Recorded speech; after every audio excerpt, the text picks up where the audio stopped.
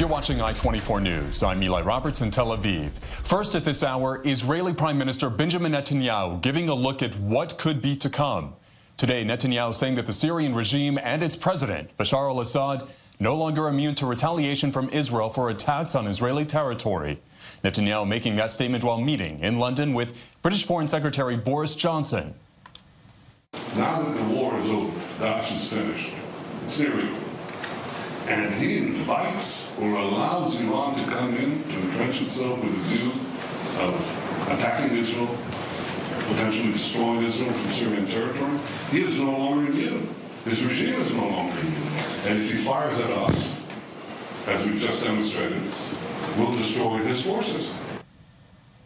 That comment from Netanyahu happening in London, but meanwhile in Moscow, Russian President Vladimir Putin also having his say. Putin saying that his troops will be staying in Syria for the near term.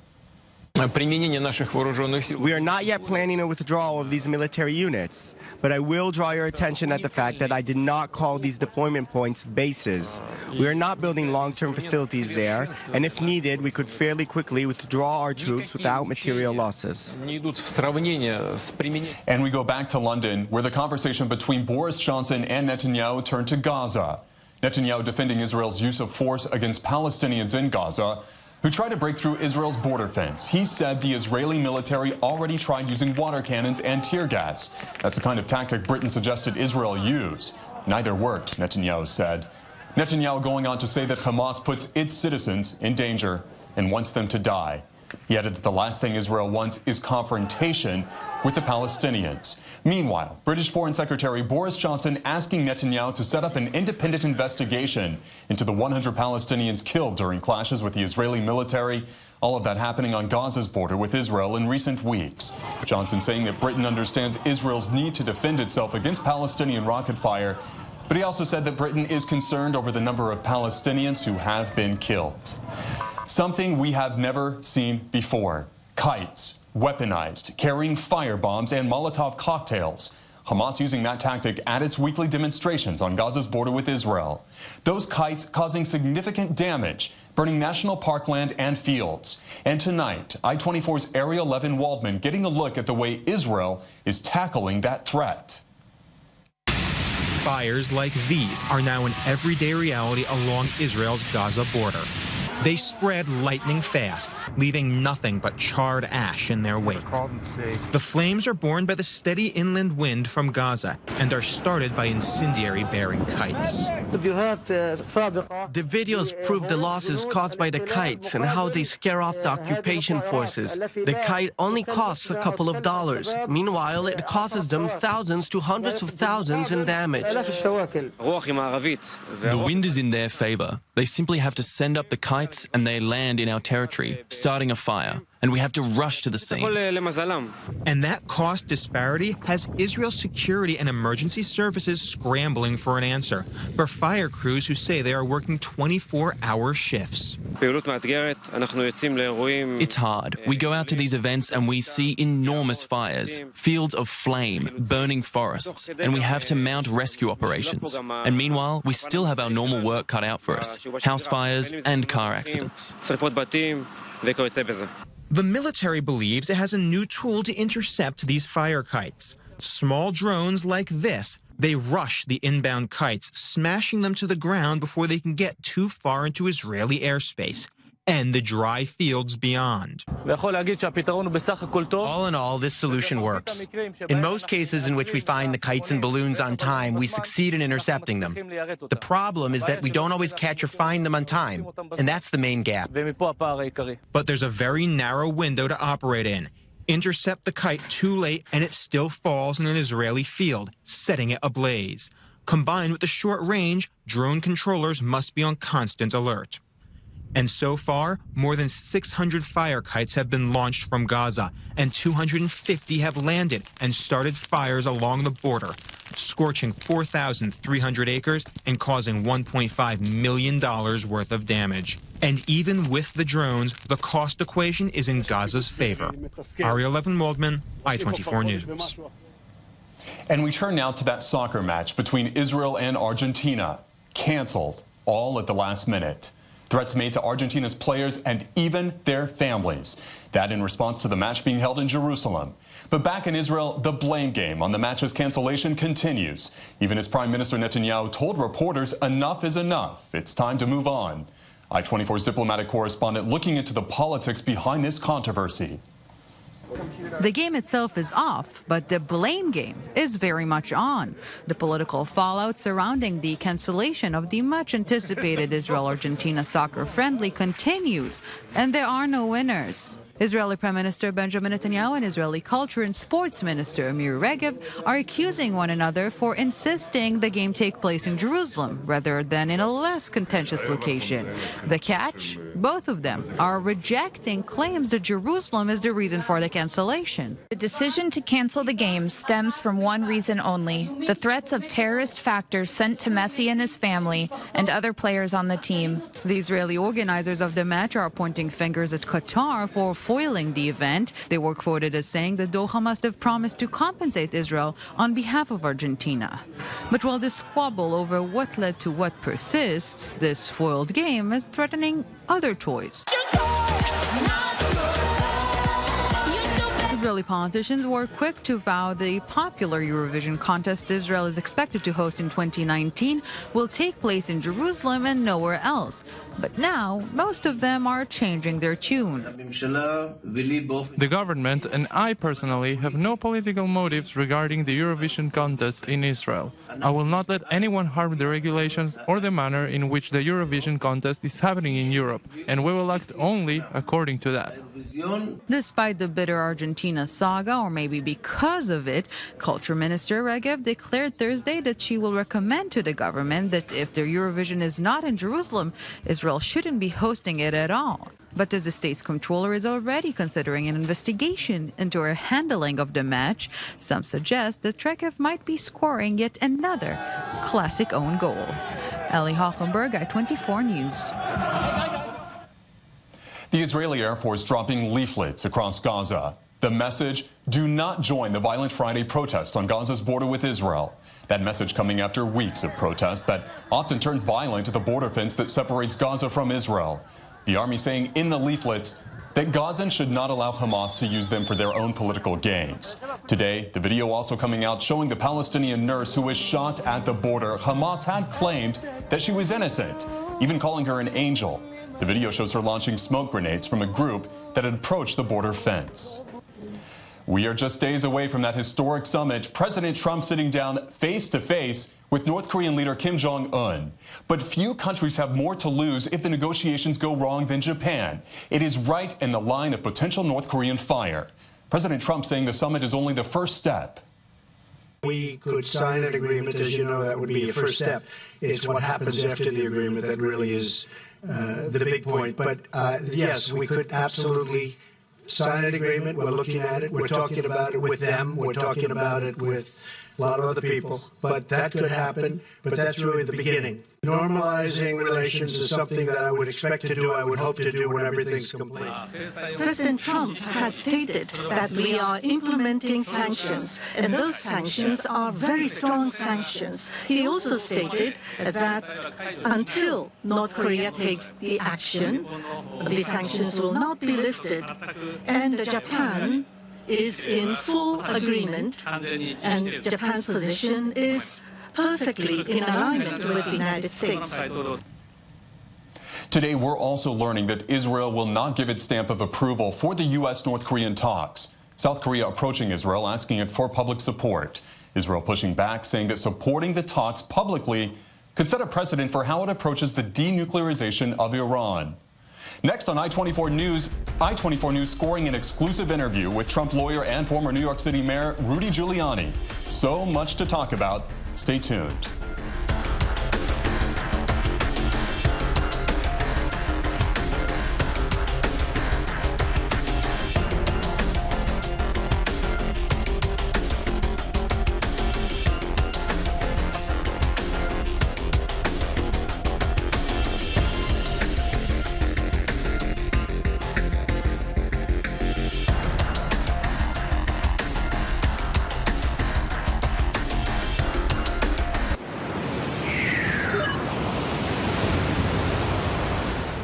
fearless, timely, and always engaging.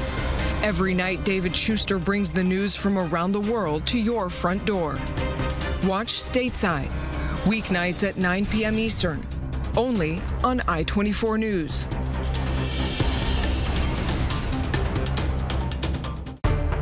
Strictly Security. Your weekly look into security, intelligence, and strategic affairs. Our team brings the latest on the major international conflicts. Analysis of the major security issues right here in the Middle East and around the globe. Join us for a close look at innovative military technology and get up to speed with what's happening in cyberspace. Saturdays only on I-24 News.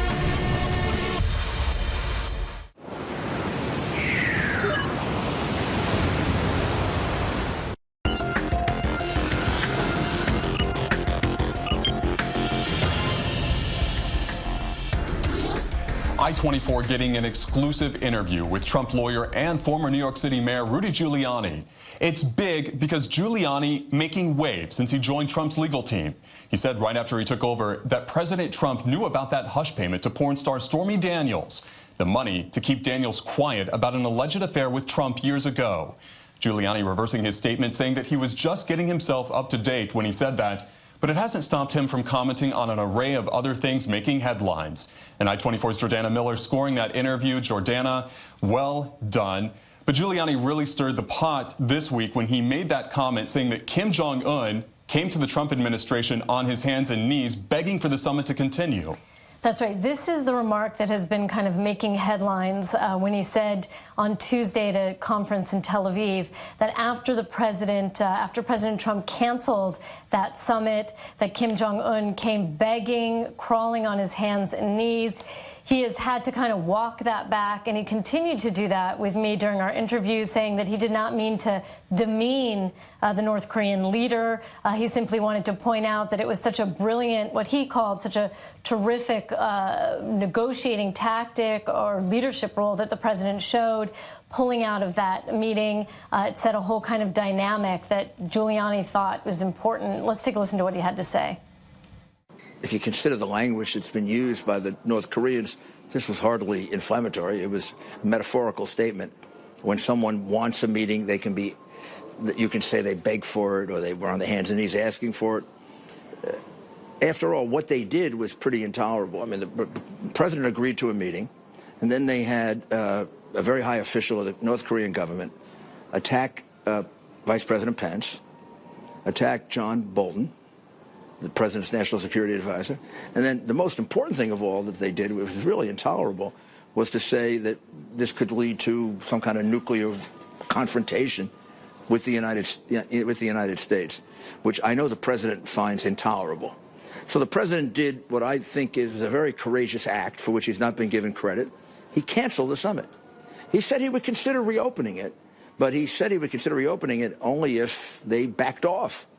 Within 2 days, Kim Jong-un, and maybe these happened without his complete authorization, Kim Jong-un immediately said he would denuclearize the peninsula, and that he wanted a summit. And that's what I meant by he came back begging for it.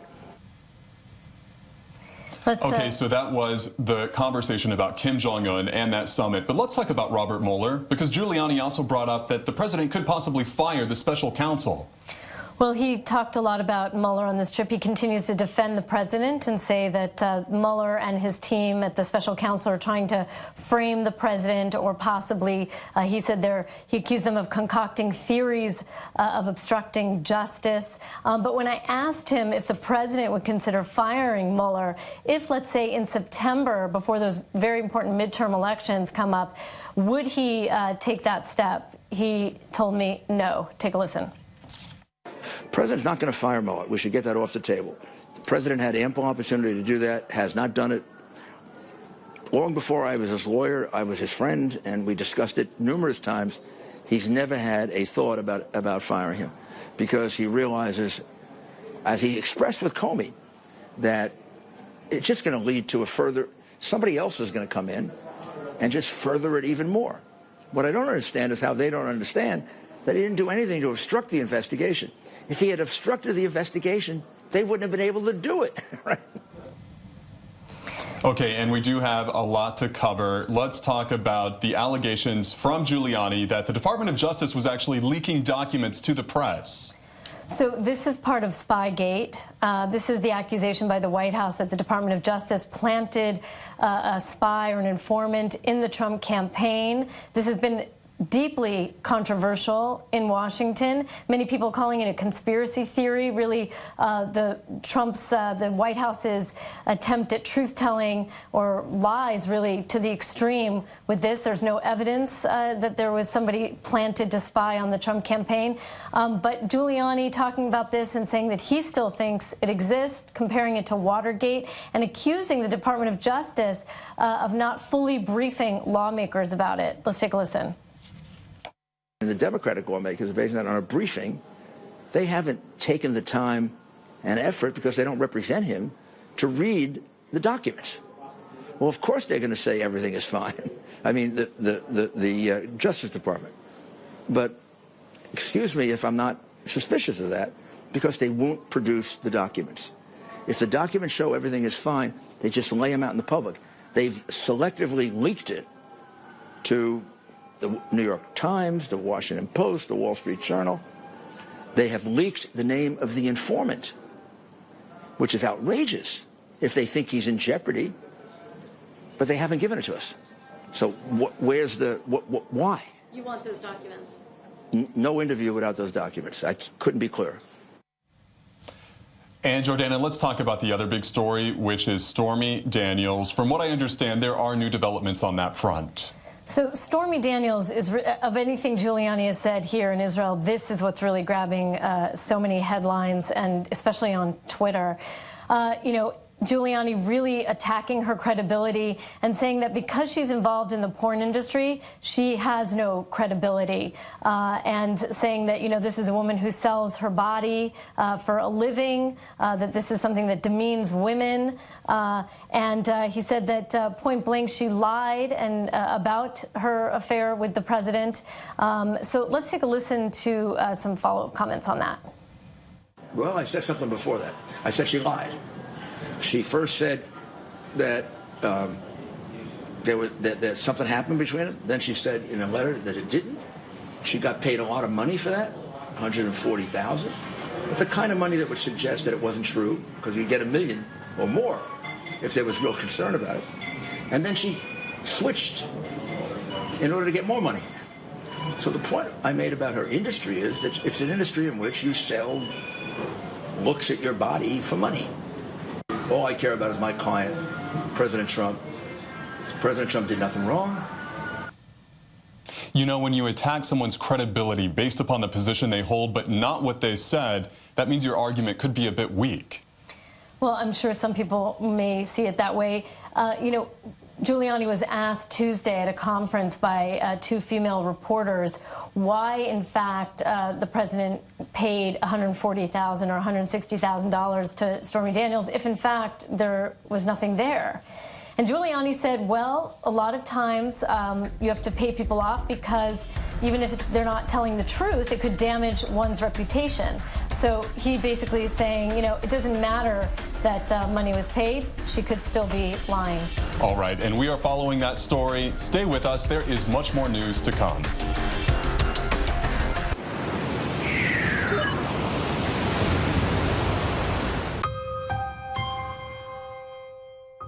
It is easy to have misconceptions about the Middle East. Quand on vient faire son métier de reporter ici, c'est pas pour faire de la figuration. On évolue dans une région sensible où chaque mot compte. It would be easy to settle for just one point of view. يهمني أمر تعدد الثقافات. I've always seen this sort of misunderstanding of this region. In the most sensitive area of the world. We work 24 hours a day, 7 days a week. There's no room for mistakes. We want to make sure that the viewers get the full picture from all angles and break down the complexity of all these issues affecting us. Our duty is to show the whole picture. C'est sans doute le meilleur endroit pour analyser et décoder l'actualité internationale. To explore all the angles. telling the precise story, just the facts, nothing else. To tell you the whole story. وجهات النظر المختلفة، الآراء المتضاربة أحيانا تجعلنا نقدم أفضل المعلومات. To give a voice to all the players. C'est mettre en valeur la liberté d'expression. This is much, much bigger than any of us. I-24 News. See beyond. Stories. Stories that touch your heart and open your eyes. Stories that take you on a journey and show you something you will never forget. Look through the lens and see what others see. High definition, documentaries and discussions that connect us all. Join Lauren Izzo at 10:03 p.m. Eastern, only on I-24 News. There's more to the news than meets the eye. Many voices, many faces, with interests often at odds. We take you deeper beyond the headlines, inside the drama, the controversy, bringing you fresh insights into the conflicts, breakthroughs, heartaches, and victories shaping our world. Perspectives. There's more than just one view.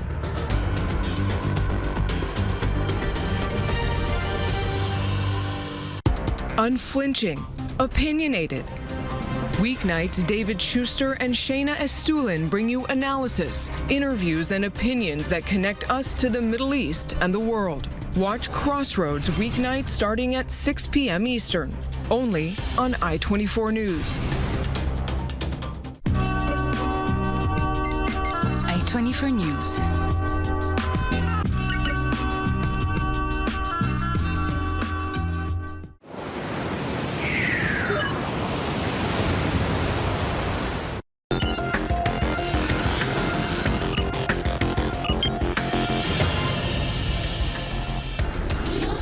Let's talk about comedy, but specifically how Jews got that reputation for being so funny.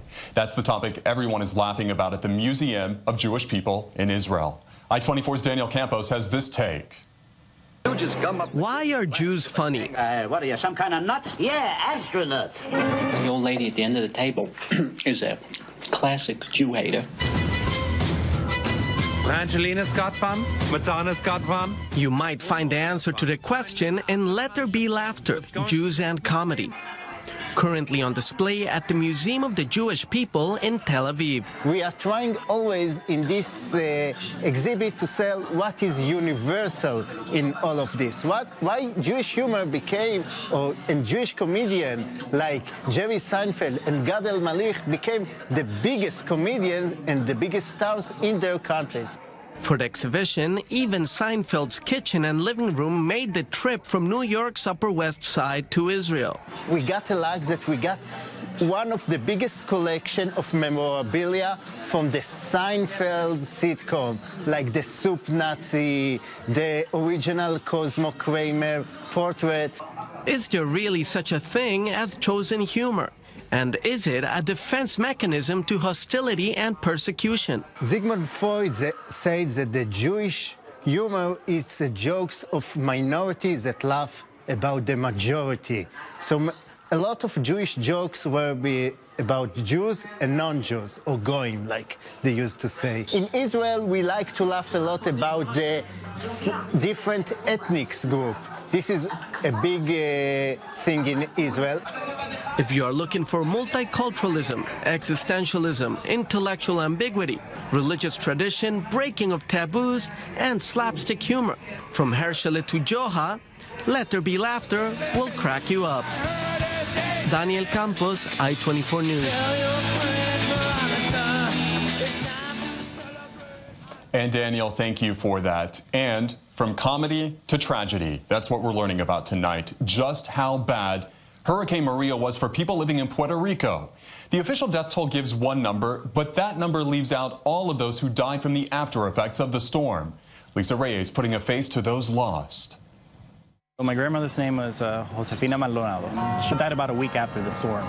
Javier Diaz of Yonkers remembering his beloved abuela. It's extremely close to my grandmother. The 99-year-old survived Hurricane Maria when it tore through Puerto Rico 8 months ago, only to lose her life when electricity and medical care became scarce. She had respiratory issues. She wasn't able to use her nebulizer. She wasn't able to go to the hospital. The roads were flooded. Diaz's grandmother, now among the rising death toll after a Harvard study released last week, estimates more than 4,600 people died, a vast difference from the official government tally of 64. I knew within a week that the accounts of 60 people, 70 people, I knew that was totally inaccurate. Now in San Juan, Puerto Ricanos placing shoes outside the Capitol building. Hundreds of pairs of empty shoes. A memorial to those who died. It's baffling to me how people don't think that the body count still isn't rising because people don't have what they need. They don't have the fundamental, basic things that they need just to survive. Diaz recently returned to the island in March, learning he lost 2 other family friends, capturing these photos of the damage. This was his aunt's home. Coming to grips with the loss, he says what haunts him is his grandmother never had a proper burial. It's just a punch in the gut. And that was Lisa Reyes reporting. NASA uncovering new evidence on Mars. It could prove that the planet once supported ancient life. Scientists say they found what they call tough organic molecules. They are at least 3 billion years old.